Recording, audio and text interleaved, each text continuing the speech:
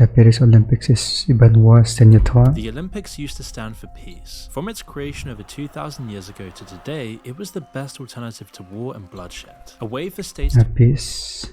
compete and fight for dominance without the chaos and suffering I think it's all competition nowadays. But the Paris Olympics have undermined this principle even more than before. Looking at the Olympics today offers only a grim reminder of the divisions in our world. Politics and propaganda dominate sport and fair competition at every single level. So let's find out how the Paris 2024 Olympics was transformed from a release valve for political tension into just another way for governments to drive the knife in deeper. It isn't anything new for states to use the Olympics to push their own propaganda and their own political aims. It should be contained to the competition itself, but it often ends up revolving around everything else. In the 1936 Berlin Olympics, Wait, so Russia is not attending this? Germany used their turn to host to spread their propaganda and prove their own racial superiority. It all fell flat on its face when the American Jesse Owens took 4 gold medals against Germany's best athletes. In 1980, when the Olympics came to Moscow at the height of the Cold War, America led a movement to boycott the event, and 60 other countries joined them. The results were clear. The Soviet Union cleared up in a lopsided competition, and even the best times in records were far below the average. At the next Olympics in Los Angeles, pretty much exactly the same thing happened. This time it was the Soviet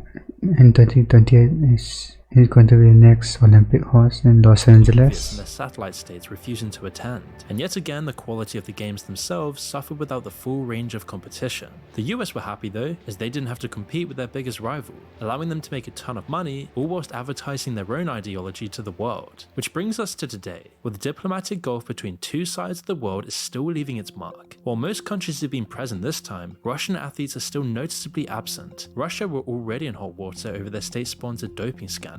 Athletes from nearly every country have been caught taking steroids, but when they're given to athletes by the state itself, it's another matter entirely. But it's clear it isn't the only thing that's gotten them kicked out. When it was just the doping, the Olympics still let them compete, just with stricter checks and under a different name. It was a change that didn't really do anything in practice, except for punishing Olympic athletes from Russia. When it was decided that this was still too close to the country itself, they became representatives of the Russian Olympic Committee instead. But most recently, in response to the invasion of Ukraine, they've only been allowed in as individual neutral athletes. Even then, What does that mean? Neutral? only 15 of these neutral athletes have attended. Now that they've been pushed completely out of the picture, the Russian state effectively declared that any Russian competing at the Olympics is a traitor to the nation. The Olympics have been scrubbed from their TV channels, and they're pretty much pretending they don't even exist at all. It's hard to think of an alternative for the Olympic Committee that would work in this situation, but it's still a sorry state of affairs. Russia has the 3rd most medals in history, and yet their absence has made tons of events in the 2024 Olympics much less competitive. The biggest blow is to Russian athletes though, who have been forced to choose between the safety of themselves and their family or the sport they've spent most of their lives mastering. But it's also a worrying sign of just how bad things have gotten between the world's great powers. It shows how close to the edge of conflict the West and Russia truly are. The Russia kind of started with the other world Ukraine, powers have also been pushing their own first Crimea and then Ukraine. personal vendettas through the Olympics. China, for example, can't stomach people referring to the reality that Taiwan is and has been for decades a separate country. Instead, by throwing around their diplomatic and Olympic weight, they've gotten the Olympics to rename Taiwan to Chinese Taipei, which implies they still own the island nation themselves. The Taiwanese What the? flag is also banned, as well Taiwan is a different as any country. political message about Taiwan or their very real independence. It doesn't just extend to the staff and the athletes though. One Taiwanese fan held up a completely innocent sign saying "Go Taiwan," and it was almost immediately confiscated. Okay, now this is being ridiculous.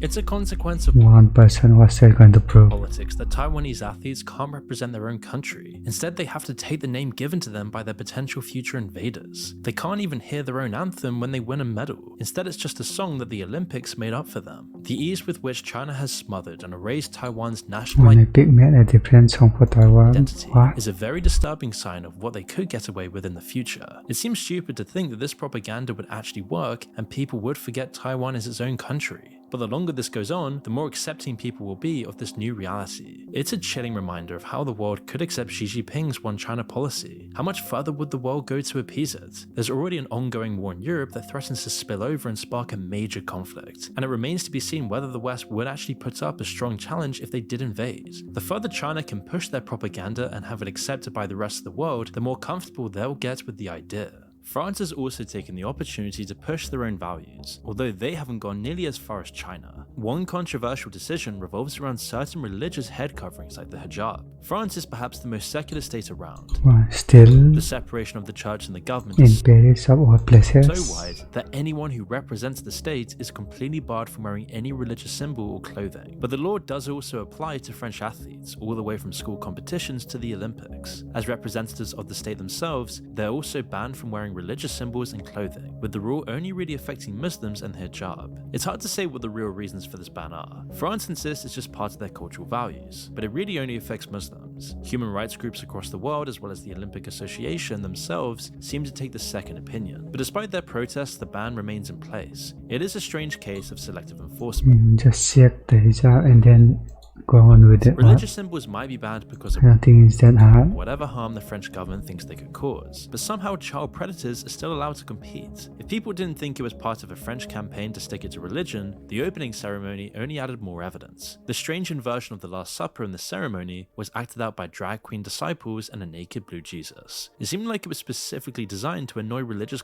conservatives, despite I France's can saw later that. announcements that it didn't have anything to do with Christianity. It's a flimsy defense. Just watching it makes it clear they knew exactly what they were doing. There's no way the people involved making it didn't see the obvious parallels to the famous Da Vinci painting. But what's either just as important or even more impactful than what happens in the Olympics themselves is the social media discussion around them. Controlling what people think and feel about the games and the countries involved is far more important for propaganda. It's just one This guy. way in which the sport itself has taken a backseat. Countries like Russia, who've barely sent any athletes to the games, are still highly involved in manipulating what people are saying about them. A common tactic that we've seen is for troll farms and Russian bot accounts to post as many hoaxes and rumors as possible. Most don't work, they Yes, especially prevalent in Twitter. get ignored by the masses, quickly disproved, or rarely make a dent. But the sheer amount of AI created images and fake news articles is more than enough for something to eventually work. Sometimes though, social media does the job for them. A key example was when controversy erupted over an Algerian Olympic boxer accused of I competing mean,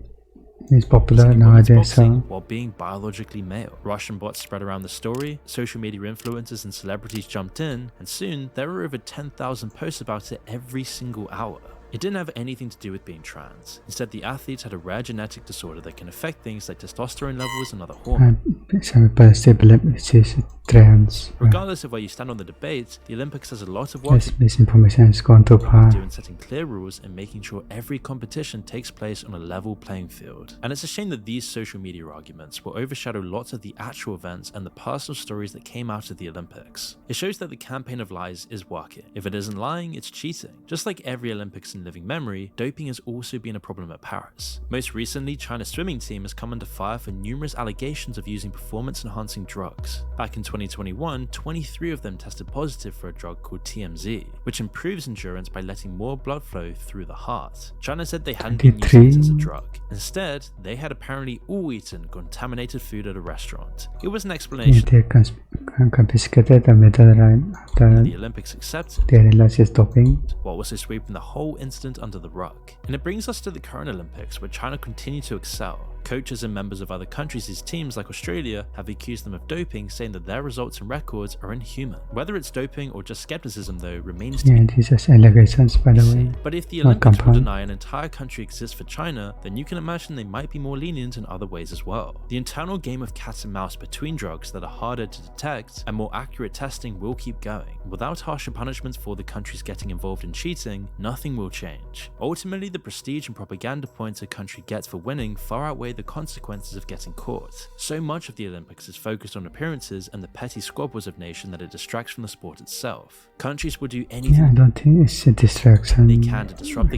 It's a good thing to keep score, right? games while making themselves look better. But if you think back to previous Olympic Games, that isn't what people remember about them at all. In a year's time, nearly everybody will have forgotten about how many medals each country got and where they were on the table. Instead, people will remember the individual stories and the magical moments that came It's out kind of the of true. games. They'll remember Turkey's effortlessly cool shooter who didn't bother with all the lenses and special goals, Yeah, for a but week. still carrying on to take silver. or the insane millimeter finish to the men's 100 meters. Those things are what's truly important about the Olympics, and if you can see past all of the nonsense, then you can truly enjoy it for the special event it really is. It doesn't mean everything's perfect or even that good compared to previous competitions. At this rate, the next Olympics in Los Angeles will be even more of a mess of clashing ideologies and manufactured controversy. But as long as it doesn't infringe too much on the actual competition, we'll still get hell of a show.